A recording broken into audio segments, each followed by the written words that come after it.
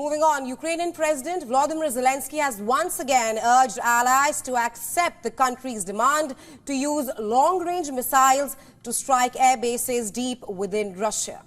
Now, this is one person was killed, 42 others injured in a fire triggered by Russian-guided aerial bomb that struck a multi-storey building in Kharkiv, Ukraine's second-largest city.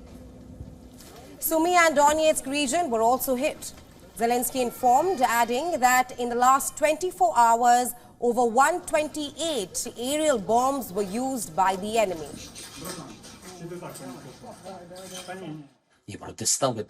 The only way to counter this terror is with a systemic solution.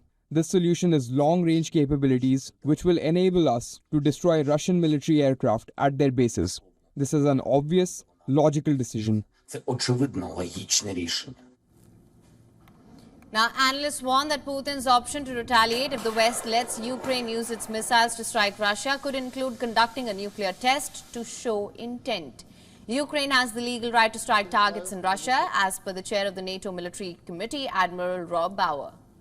As he, along with the Chief of the General Staff of the Czech Armed Forces, Lieutenant General Karel Reka, addressed a press briefing while they were answering a question on consensus among military chiefs on this issue.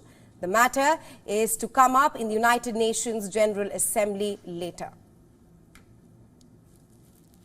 If nations give weapon systems to Ukraine, it is their right as well to have certain limitations in the use of those weapons, because they feel responsible for those weapons. And that is a political discussion, and that is what happens, and where some nations have a different opinion. But if you ask me as a military man, is it possible? The answer is yes. Meanwhile, as Russian troops steadily advance to eastern Ukraine, Poland's foreign minister suggested a measure that would help the country increase its soldiers on the line of defense, rotate out exhausted troops and make up for losses.